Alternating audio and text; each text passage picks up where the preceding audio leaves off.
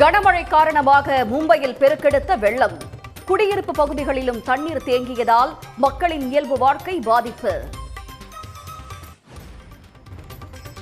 ஒன்றிய அரசின் புதிய ஊரக வேலை திட்டமான ஜி நாடு முழுவதும் அமல். பழைய திட்டத்தையே மீண்டும் செயல்படுத்த வலியுறுத்தி தமிழ்நாடு முழுவதும் போராட்டம்.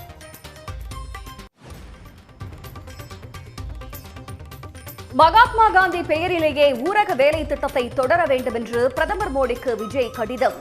ஜி திட்டத்தில் 75% நிதியை ஒன்றிய அரசே ஏற்க வேண்டும் என வலியுறுத்தல்.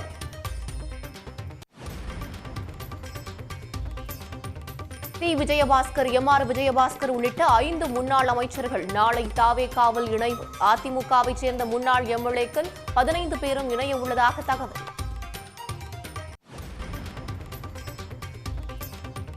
துரோகிகள் கட்சியில் இருந்து வெளியேறுவதால் தொண்டர்கள் மகிழ்ச்சியுடன் உள்ளதாக எடப்பாடி பழனிசாமி பேச்சு. அரை நூற்றாண்டு கண்ட அதிமுகவை ஒழித்துவிட முடியாது என்றும் உறுதி.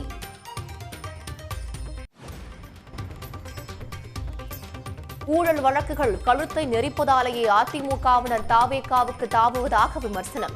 அதிமுகவிலிருந்து வெளியேறும் முன்னாள் அமைச்சர்கள், நிர்வாகிகள் மீது பொள்ளாச்சி ஜெயராமன் குற்றச்சாட்டு.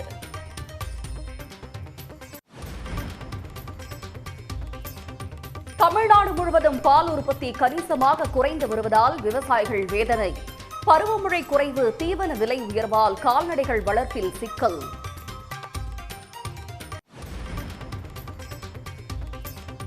தோழமை கட்சி தலைவர்களுடன் முதலமைச்சர் விஜய் ஆலோசனை. கூட்டணிக்கு பெயர் வைப்பது, குறைந்தபட்ச செயல் திட்டத்தை உருவாக்குவது குறித்து முடிவு.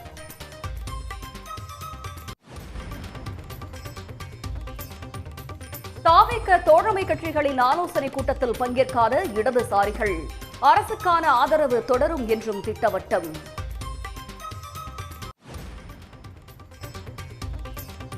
தாவேக எம்எல்ஏவிடம் 35 கோடி பேரம் பேசியதாக 3 பேர் கைது. மேலும் 3 பேரிடம் காவல்துறை விசாரணை.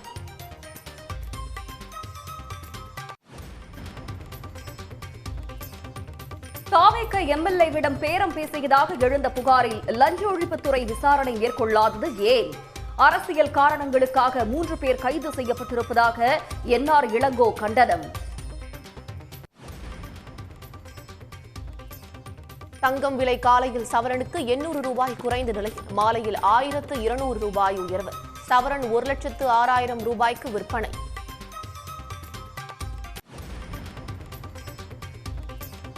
கோவை அருகே வீடு புகுந்து கல்லூரி மாணவி தந்தை மீது இளைஞர்கள் தாக்குதல்.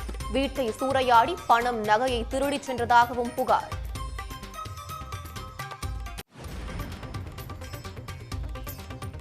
அமைச்சர் சரத்குமாரை பதவி நீக்கம் செய்ய கோரி தாம்பரத்தில் திமுக மாணவர் அணியினர் போராட்டம். போலீசார் அனுமதி மறுத்த நிலையில் வாகனத்தில் மேடை அமைத்து ஒலிபெருக்கி வைத்து முழக்கம்.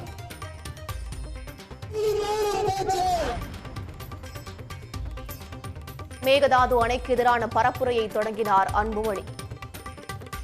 கட்டக்கூடாது என்று ஜல்லிக்கட்டுக்கு எப்படி நீங்க எழுந்து வந்தீங்களோ இன்னைக்கு வாங்க மேகதாது கட்டக்கூடாதுன்னு வாங்க. இன்னைக்கு பிரச்சனை மட்டும் கிடையாது, வருங்காலத்து பிரச்சனை.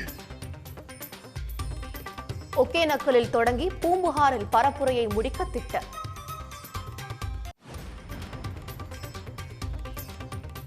கன்னியாகுமரியில் அணுக்கனிம சுரங்கத்துக்கான நில ஒதுக்கீட்டு ஆணையை ஓராண்டு நீட்டித்தது ஏற்புடையது அல்ல.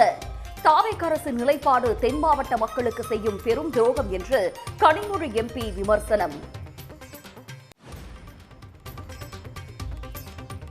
சென்னை உயர்நீதிமன்ற நீதிபதிகளின் 17 உதவியாளர்கள் நியமனம் ரத்து. விதிகளை பின்பற்றி நியமனங்களை மேற்கொள்ள உத்தரவு.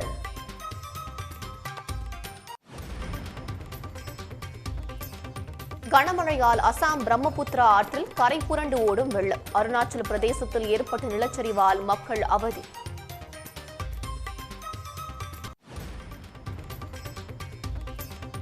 திரிணாமுல் காங்கிரஸ் எம்பி மஹுமா மொய்த்ரா அலுவலகம் மீது முட்டை, கத்தரிக்காய் வீச்சு. திருடன் என்று பாஜகவினர் முழக்கம் எழுப்பியதாகவும் குற்றச்சாட்டு.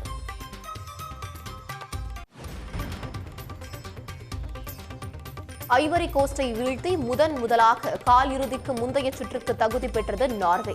மற்றொரு ஆட்டத்தில் பிரான்ஸ் 3-0 என்ற கோல் கணக்கில் ஸ்வீடனை வெளியேற்றியது.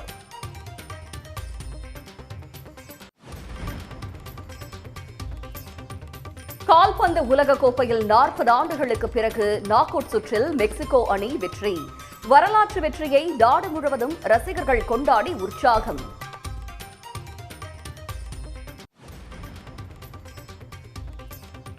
ஜூலை 31ஆம் தேதி திரைக்கு வருகிறது லோகேஷ் கனகராஜன் டிசி. தயாரிப்பு நிறுவனமான சன் பிக்சர்ஸ் அதிகாரப்பூர்வ அறிவிப்பு. வட இந்தியாவில் பருவமழை தீவிரமடைந்திருக்கும் நிலையில் உத்தரப்பிரதேசம், ஜார்க்கண்ட், மராட்டியம் உள்ளிட்ட மாநிலங்களில் கனமழை பெய்து சாலைகளில் வெள்ளப்பெருக்கு ஏற்பட்டுள்ளது. மராட்டிய மாநிலம் மும்பையில் தென்மேற்கு பருவமழை முன்கூட்டியே தொடங்கிய நிலையில் மழை தீவிரமடைந்து பெரும்பாலான இடங்களில் பெய்து வருகிறது. பிவண்டி நகரில் பெய்த மழையால் பேருந்து நிலையம் மற்றும் முக்கிய சாலைகளில் மழைநீர் பெருக்கெடுத்த ஆறுகளாக மாறியது. இதேபோல் மும்பை, நவி மும்பை போன்ற இடங்களில் சாலைகளில் வெள்ளம் போல் மழைநீர் சூழ்ந்ததால் வாகன ஓட்டிகளும் பொதுமக்களும் அவதி அடைந்தனர்.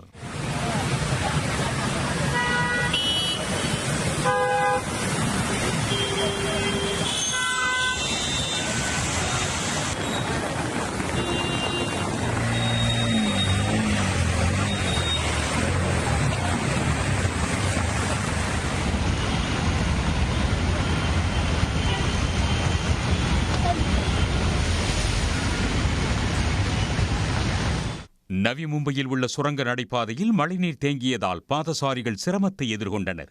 மேலும் மும்பைக்கு அதிக கனமழைக்கான ரெட் அலர்ட் எச்சரிக்கையையும் வானிலை ஆய்வு மையம் விடுத்துள்ளது. மும்பையில் உள்ள பவாய் ஏரிக்கு வரும் நீர் முழுவதும் ஆற்றில் அப்படியே வெளியேற்றப்படுவதால் வெள்ளப்பெருக்கு ஏற்பட்டுள்ளது.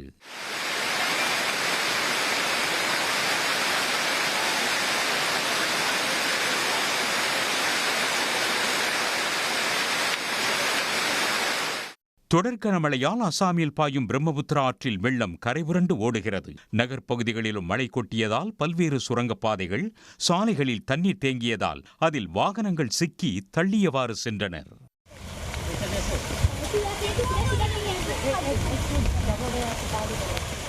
இதேபோல் அருணாச்சல பிரதேசத்திலும் கனமழை கொட்டியதால் மலைப்பாங்கான சில இடங்களில் நிலச்சரிவும் ஏற்பட்டதோடு விவசாய நிலம், சாலைகள், குடியிருப்புகள் பாதிக்கப்பட்டன. இதையடுத்து ஒன்றிய அமைச்சர்கள் சிவராஜ் சிங் சவுகான், கிரண் ரிஜிஜு மற்றும் அம்மாநில முதலமைச்சர் பெமா காண்டு ஆகியோர் ஹெலிகாப்டரில் சென்றவாறு மழை பாதிப்புகளை ஆய்வு செய்தனர். உத்தரகாண்ட் மாநிலத்தில் டேராடூன், ஹரித்வார், சாம்பவத் உள்ளிட்ட மாவட்டங்களில் இன்று கனமழை பெய்துள்ளது. அடுத்த 3 நாட்களில் மாநிலம் முழுவதும் பருவமழை தீவிரமடையும் என வானிலை மையம் கூறியுள்ளது. இதேபோல் பஞ்சாப், உத்தரப்பிரதேச மாநிலங்களிலும் பல்வேறு நகரங்களில் கனமழை பெய்துள்ளது. இதனிடையே வடமேற்கு வங்காள விரிகுடாவில் ஜூலை 3ஆம் தேதி ஒரு குறைந்த காற்றழுத்த பகுதி உருவாக வாய்ப்புள்ளதாகவும் இது தெற்கு வங்காளத்தில் கனமழையை கொண்டு வரும் என்றும் இந்திய வானிலை ஆய்வு மையம் தெரிவித்துள்ளது. மகாத்மா காந்தி தேசிய ஊரக வேலைவாய்ப்பு உறுதியளிப்பு திட்டத்தை மீண்டும் நடைமுறைப்படுத்த வேண்டும் என வலியுறுத்தி தமிழ்நாடு முழுவதும் மாற்றுத்திறனாளிகள் மறியல் போராட்டத்தில் ஈடுபட்டனர். அப்போது விபிஜி ராம்ஜி திட்டத்தின் சட்ட நகலை எரித்ததால் போலீசார் அவர்களை கைது செய்தனர். விழுப்புரம் மாவட்ட ஆட்சியர் அலுவலக நுழைவு வாயில் முன்பாக கருப்பு பட்டை அணிந்து மாற்றுத்திறனாளிகள் கண்டன ஆர்ப்பாட்டத்தில் ஈடுபட்டனர். ஒன்றிய அரசுக்கு எதிராக கண்டன முழக்கங்கள் எழுப்பிய அவர்கள் சாலையில் அமர்ந்து மறியல் போராட்டம் செய்தனர். அப்போது விபிஜி ராம்ஜி திட்டத்தின் சட்ட நகலை எரித்து போராடிய அவர்களை போலீசார் கைது செய்தனர்.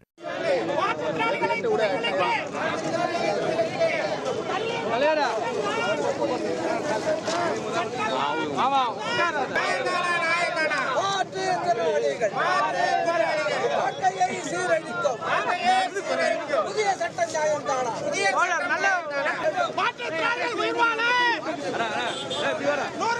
வேலை சட்டம்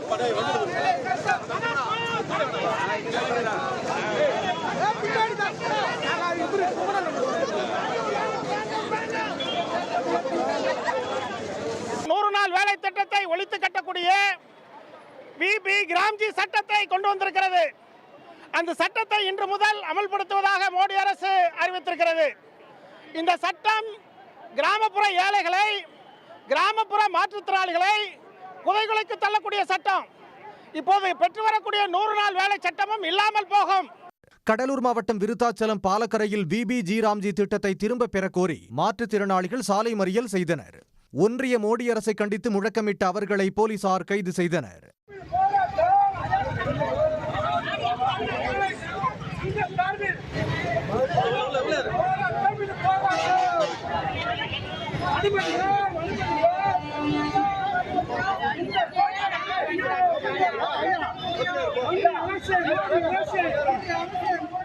காஞ்சிபுரம் தாலுகா அலுவலகம் முன்பு மாற்றுத்திறனாளிகள் மறியல் போராட்டம் செய்தனர். அப்போது மகாத்மா காந்தி தேசிய ஊரக வேலை உறுதி திட்டத்தில் மாற்றுத்திறனாளிகளுக்கு 100% வேலைவாய்ப்பு வழங்க வேண்டும் என்று அவர்கள் வலியுறுத்தினர்.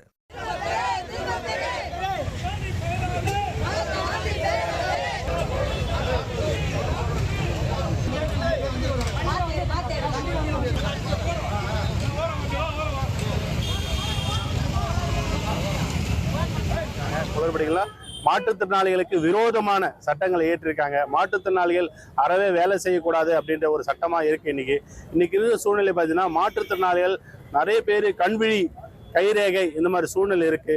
இதை முழுமையா பார்த்தீங்கன்னா ஒரு சில மாற்றுத்திறனாளி கண்விழி கைரேகை விழாத சூழ்நிலை இருக்கு. இந்த திட்டத்தை பார்த்தீங்கன்னா முழுமையா நாங்கள் எதிர்க்கிறோம் அனைத்து வகை மாற்றுத்திறனாளி சங்கம் சார்பாக.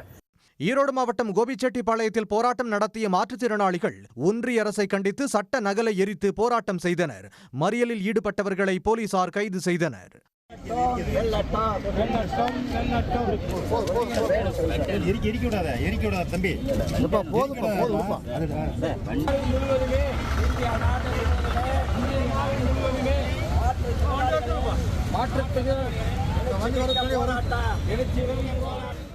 அந்தியூரில் வட்டாட்சியர் அலுவலகம் முன்பு மாற்றுத்திறனாளிகள் சங்கம் சார்பில் கருப்பு பேட்ஜ் அணிந்து போராட்டம் நடத்தியவர்களை போலீசார் குண்டுக்கட்டாக தூக்கிச் சென்று கைது செய்தனர்.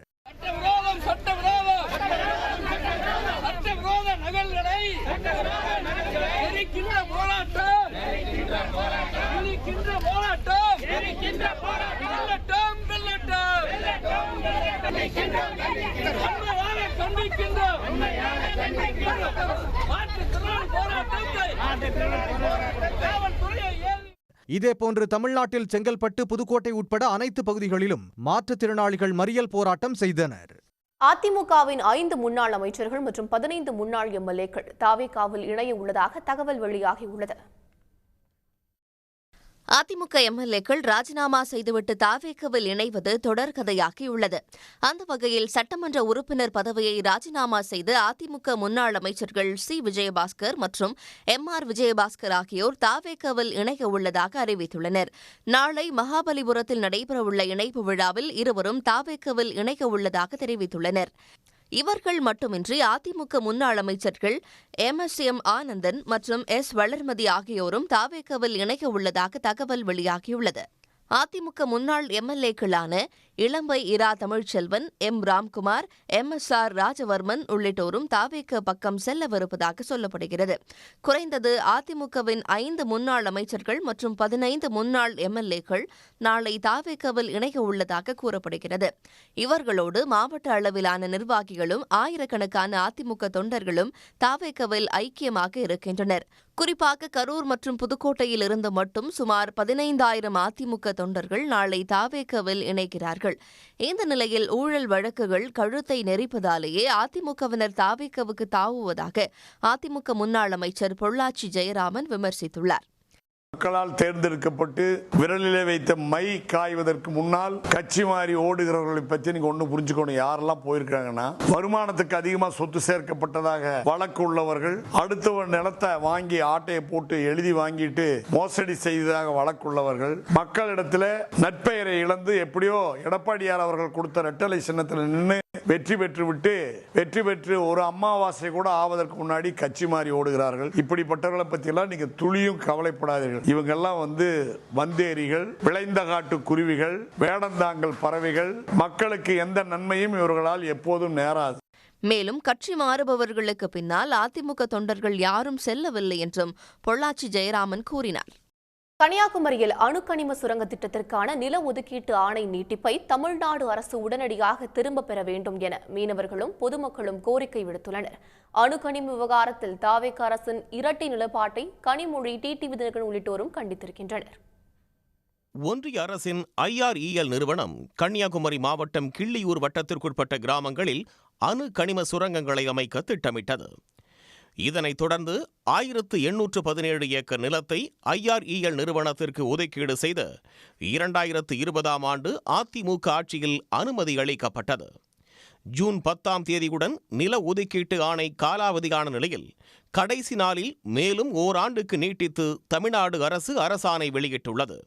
இது கன்னியாகுமரி மக்களிடையே கடும் அதிர்ச்சியை ஏற்படுத்தியுள்ளது. அணு கனிம சுரங்க திட்டம் கைவிடப்படும் என தேர்தலுக்கு முன் தாவேக வாக்குறுதி அளித்திருந்த நிலையில் ஆட்சிக்கு வந்த உடனேயே அணு கனிம சுரங்க நில ஒதுக்கீட்டு ஆணைக்கு தாவேக அரசு நீட்டிப்பு வழங்கியதற்கு மீனவர்களும் பொதுமக்களும் கண்டனம் தெரிவித்துள்ளனர். இந்த விஷயங்களில் இதில் முதலமைச்சருக்கு உடன்பாடு இருக்கிறதா என்று கேட்க விரும்புகிறோம். ஏனென்றால் இவங்க தான் தீர்மானம் நிறைவேற்றினாங்க, இவங்க கட்சி தான் போராட்டம் நடத்துச்சு அதை எதிர்த்து. ஆனால் இவங்களே மணல் எடுப்பதற்கும் கனிமங்களை பிரித்தெடுப்பதற்கும் அனுமதி கொடுக்கிறார்கள் என்றால் இது சமூக நீதியும் இயற்கையையும் காப்பதற்கான முன்முயற்சி எடுத்திருக்கின்ற இந்த முதலமைச்சரின் கவனத்திற்கு வந்துதான் நடந்ததா, அல்லது புறவாசல் வழியாக யாரையோ ஏமாற்றி அனுமதி பெறப்பட்டதா? நில ஒதுக்கீட்டு ஆணையை அரசு திரும்ப பெறாவிட்டால் பெரும் போராட்டம் நடத்தப்படும் என்றும் அணு கனிம சுரங்க எதிர்ப்பு மக்கள் இயக்கம் அறிவித்துள்ளது. கொடுக்கப்பட்ட இந்த அனுமதியை ரத்து செய்ய வேண்டும், இல்லை என்றால் எங்களுடைய கன்னியாகுமரி மாவட்ட அணுக்கனிம சுரங்க எதிர்ப்பு மக்கள் இயக்க சார்பாக ஒரு மாபெரும் போராட்டத்தை தமிழ்நாடு சந்திக்க வேண்டிய சூழ்நிலை உருவாகும். ஆகையால் இதன் மூலமாக அதனுடைய அந்த இயக்கத்தோட தலைவர் என்ற முறையை நான் சொல்லுகின்றேன், தயவு செய்து IRL நிறுவனமானது உடனடியாக இந்த மணல் அகழ்வை நிறுத்துங்கள். இது மக்களுக்கானதல்ல, மக்களை அழிக்கின்றது. அணு கனிமங்களை அகழ்ந்தெடுக்கும் சுரங்க திட்டத்தை கைவிட வேண்டும் என தங்கள் கட்சியின் செயற்குழு கூட்டத்தில் தீர்மானம் நிறைவேற்றிவிட்டு இப்போது சுற்றுச்சூழலுக்கு மிகவும் ஆபத்தான ஒன்றிய அரசின் இத்திட்டத்திற்கு அனுமதி வழங்கும் வகையில் செயல்படும் இந்த தாவேக அரசின் இரட்டை நிலைப்பாடு தென் மாவட்ட மக்களுக்கு செய்யும் பெரும் துரோகம் என திமுக துணை பொதுச் செயலாளர் கனிமொழி தெரிவித்துள்ளார். மக்களின் உடல் நலத்திற்கும் வாழ்வாதாரத்திற்கும் அச்சுறுத்தலாக கருதப்படும் இத்திட்டத்திற்கான அரசாணையை உடனடியாக திரும்ப பெற வேண்டுமென அமமுக பொதுச் செயலாளர் TTV தினகரன் வலியுறுத்தியுள்ளார். குதிரை பேரத்தில் முதலமைச்சர் விஜய் நேரடியாக ஈடுபட்டிருப்பதால் அவர் மீது வழக்கு பதிந்து நடவடிக்கை எடுக்க உத்தரவிடக் கோரி ஆளுநருக்கு திமுக அமைப்பு செயலாளர் RS பாரதி வலியுறுத்தியுள்ளார். மதிமுக பொதுச் செயலாளர் வைகோ அண்மையில் பேட்டியளித்த போது உதயசூரியன் சின்னத்தில் போட்டியிட்டு வெற்றி பெற்ற மதிமுக MLAக்களை ராஜினாமா செய்ய வைத்தால் அவர்களை மீண்டும் வெற்றி பெற வைப்பதாக முதலமைச்சர் விஜய் தன்னிடம் பேசியதாக கூறியிருந்தார். வைகோவின் இந்த பேட்டி மூலம் முதலமைச்சரே நேரடியாக குதிரை பேரத்தில் ஈடுபடுவதாக எதிர்க்கட்சிகள் கடும் கண்டனம் தெரிவித்தன. இந்த நிலையில் MLAக்கள் இருவரையும் பதவி விலக வைக்க முதலமைச்சர் விஜய், வைகோ ஆகியோர் கூட்டு சதி செய்திருப்பதாக ஆளுநருக்கு RS பாரதி கடிதம் எழுதியுள்ளார். இதை வைகோ ஒப்புக்கொண்டு வெளிப்படையாக தெரிவித்ததை அடிப்படையாக கொண்டு முதலமைச்சர் விஜய் மீது வழக்கு பதிந்து நடவடிக்கை எடுக்க ஊழல் தடுப்பு மற்றும் கண்காணிப்பு துறைக்கு உத்தரவிட வேண்டும் எனவும் அதில் வலியுறுத்தியுள்ளார். இது குதிரை பேரம் தான், அபெட்மெண்ட். அதாவது கட்சி மாறுவதற்கு முதலமைச்சரே தூண்டுதலை தூண்டியிருக்கான்றது இதை விட வேறு ஆதாரமே தேவையில்லை. எதற்காக அவர் கட்சி மாற சொன்னார் என்று விசாரணை பண்ணோம். எவ்வளோ பணம் மாறியது, எத்தனை சோஃபா போச்சு, இதெல்லாம் வெளியில் வரும். அதே போல் ஆளுநர் தான் ஹெட் ஆஃப் தி ஸ்டேட்டு, அவர் தான் நடவடிக்கை எடுக்கணுன்றது கொடுத்துரும். தமிழ்நாட்டில் முதலமைச்சர் ஒருவரே நேரடியாக குதிரை பேரத்தில் ஈடுபடுவதாக குற்றம் சாட்டிய RS பாரதி இதற்கு வைகோவின் வாக்குமூலமே வெளிப்படையான சாட்சி என்பதால் உரிய நடவடிக்கை பாயும் எனவும் தெரிவித்துள்ளார். தமிழ்நாட்டில் ஈரோடு, பழனி உள்ளிட்ட சில நகரங்களில் தனியார் பேருந்துகளில் திடீரென பயண கட்டணம் உயர்த்தப்பட்டிருப்பது அன்றாடம் பணிக்கு செல்லும் பொதுமக்களிடையே கடும் அதிருப்தி ஏற்படுத்தியுள்ளது. ஒரு சில இடங்களில் அரசு பேருந்திலும் கட்டண உயர்வு அமலுக்கு வந்துள்ளது. காவிரி ஆற்றின் கரையில் அமைந்துள்ள ஈரோட்டில் இருந்து கோவை, திருப்பூர் போன்ற ஜவுளி தொழில் சார்ந்த நகரங்களுக்கு மாணவர்கள், தொழிலாளர்கள், அலுவலக பணியாளர்கள் என நாள்தோறும் ஆயிரக்கணக்கானோர் சென்று வருகின்றனர். அவர்கள் தங்கள் பயணத்திற்கு பெரும்பாலும் தனியார் பேருந்துகளையே சார்ந்துள்ளனர். இந்நிலையில் ஈரோட்டில் இருந்து கோவை, திருப்பூர் வழித்தடங்களில் இயக்கப்படும் தனியார் பேருந்துகளில் தன்னிச்சையாக கட்டணம் உயர்த்தப்பட்டுள்ளது. அரசின் எந்த அறிவிப்பும் இல்லாத நிலையில் பேருந்து உரிமையாளர்கள் தன்னிச்சையாக இந்த கட்டண உயர்வை சில தினங்களுக்கு முன்பு அமல்படுத்தி உள்ளனர். ஈரோட்டிலிருந்து கோவைக்கு ஏற்கனவே 64 ரூபாயாக இருந்த கட்டணத்தை 75 ரூபாயாக உயர்த்தியுள்ளனர். ஈரோடு அவினாசி கட்டணம் 40 ரூபாயிலிருந்து 50 ரூபாயாகவும், ஈரோடு திருப்பூர் கட்டணம் 34 ரூபாயிலிருந்து 40 ரூபாயாகவும் உயர்த்தப்பட்டுள்ளது. இதேபோல் ஈரோடு பெருந்துறை கட்டணம் 13 ரூபாயிலிருந்து 15 ரூபாயாக அதிகரிக்கப்பட்டுள்ளது. வழக்கமாக திருப்பூர் போயிட்டு இருக்கோம் ஈரோட்டில் இருந்து. பழையபடி பார்த்தா 35 ரூபா இருந்தாங்க. இப்போ புதுசாக வந்து டீசல் விலை ஏறினதா என்னன்னு தெரியல. பட் வந்து 5 ரூபா இந்த ஒரு வாரமாக ஏற்றிருக்கிறாங்க. இதுக்கு 5 ரூபா டிஃப்ரெண்ட் ஏற்றுறாங்க, எதுக்குன்னே தெரியல. மக்களை இது பண்ணிட்டு இருக்கிறாங்க, ரேட் அதிகமாக ஏற்றி இது பண்ணிட்டு இருக்கிறாங்க. இப்போ ஒரு 10 டேஸ் பிஃபோர் ஏற்றிருக்காங்க. அது வந்து 75 ருபீஸாக மாற்றிருக்காங்க, 75 ரூபாயாக மாற்றிருக்காங்க. 64 இருந்தது, ஒரு 9 ரூபா அதிகப்படுத்தியிருக்காங்க, 75 ரூபாய்க்கு போயிட்டுருக்கு. மற்ற ஏரியாவுக்கும் ப்ரைவேட் பஸ் வந்து கொஞ்சம் ரேட் அதிகப்படுத்தியிருக்காங்க. இதேபோல் நாள்தோறும் பக்தர்கள் கூட்டம் அலைமோதும் ஆன்மீக தலமான பழனியில் தனியார் பேருந்து கட்டணம் மட்டுமின்றி அரசு பேருந்து கட்டணமும் எந்த முன்னறிவிப்பும் இல்லாமல் திடீரென உயர்த்தப்பட்டுள்ளது. ஆண்களுக்கும் இலவச பேருந்து பயணத்தை அறிமுகப்படுத்தப் போவதாக வாக்குறுதி அளித்த தாவேகா ஆட்சி அமைத்த பிறகு சத்தமின்றி அரசு பேருந்துகளில் கட்டண உயர்வை அமல்படுத்தி இருப்பது பயணிகளை அதிர்ச்சியில் ஆழ்த்தியுள்ளது. பழனியிலிருந்து திண்டுக்கல்லுக்கு தனியார் பேருந்துகளில் 40 ரூபாய் கட்டணம் வசூலிக்கப்பட்ட நிலையில் தற்போது 48 ரூபாயாக உயர்த்தப்பட்டுள்ளது. மதுரைக்கு 80 ரூபாயாக இருந்த டிக்கெட் கட்டணம் 95 ரூபாயாக அதிகரிக்கப்பட்டுள்ளது. இதேபோல் அரசு பேருந்துகளும் 5 முதல் 10 ரூபாய் வரை கட்டணத்தை உயர்த்திவிட்டன. பஸ் கட்டணத்தை உயர்த்தி இருக்குது புதிதாக வந்திருக்கிற அரசு. எந்தவித முன்னறிவிப்புமின்றி பஸ் கட்டணத்தை உயர்த்தி இருக்கிறனால ஏழை எளியோர்கள்லாம் பாதிக்கிறாங்க. இப்போ மதுரைக்கு வந்து தனியார் வண்டி 15 ரூபாயும் அரசு பஸ்ஸு 10 ரூபாயும் கூட்டியிருக்காங்க. அதே போல் உள்ளூரில் பயணிக்கிறவங்களுக்கு 8 ரூபாயிலிருந்து நார்மல் கட்டணமே 10 ரூபா உயர்த்தியிருக்கிறாங்க. இதனால் மக்கள் பாதிக்கப்படுவாங்க. டீசல் விலை உயர்வு எதிரொலியாக பேருந்து உரிமையாளர்கள் அரசின் அனுமதியின்றி தாங்களாகவே டிக்கெட் கட்டணத்தை உயர்த்தியுள்ளதாக கூறப்படுகிறது. இது தொடர்பாக அதிகாரிகளிடம் கேட்டபோது புகார்கள் குறித்து விசாரணை நடத்தி கூடுதல் கட்டணம் வசூலிக்கும் பேருந்துகள் மீது உரிய நடவடிக்கை எடுக்கப்படும் என தெரிவித்தனர். பிறப்புரிமை அடிப்படையில் கிடைக்கும் குடியுரிமை செல்லும் என்ற உச்சநீதிமன்ற தீர்ப்பிற்கு எதிராக நாடாளுமன்றத்தில் சட்டம் இயற்ற வேண்டும் என்று அமெரிக்க அதிபர் டிரம்ப் வலியுறுத்தியுள்ளார். அமெரிக்க அதிபராக ட்ரம்ப் 2வது முறையாக பதவியேற்ற அன்றே சட்டவிரோதமாக அமெரிக்காவில் குடியேறியவர்கள் அல்லது தற்காலிக விசாக்களில் தங்கியிருப்பவர்களின் குழந்தைகள் அமெரிக்க மண்ணில் பிறந்தாலும் தானாக குடியுரிமை வழங்கக்கூடாது என உத்தரவிட்டார். பெற்றோரில் ஒருவராவது அமெரிக்க குடிமகனாகவோ அல்லது நிரந்தர குடியுரிமை பெற்றவராகவோ இருந்தால் மட்டுமே குழந்தைக்கு குடியுரிமை வழங்கப்பட வேண்டும் என்றும் அவர் தெரிவித்திருந்தார். இந்த உத்தரவை எதிர்த்து அமெரிக்காவில் குடியேறிய வெளிநாட்டு மக்கள் பல்வேறு போராட்டங்களை நடத்தியதுடன் உச்ச நீதிமன்றத்தில் வழக்கும் தொடர்ந்தனர். வழக்கை விசாரித்த உச்ச நீதிமன்ற தலைமை நீதிபதி ஜான் ராபர்ட்ஸ் தலைமையிலான 9 நீதிபதிகள் அமர்வில் 6 நீதிபதிகள் ட்ரம்பின் உத்தரவுக்கு எதிராகவும் 3 நீதிபதிகள் ஆதரவாகவும் தீர்ப்பளித்தனர்.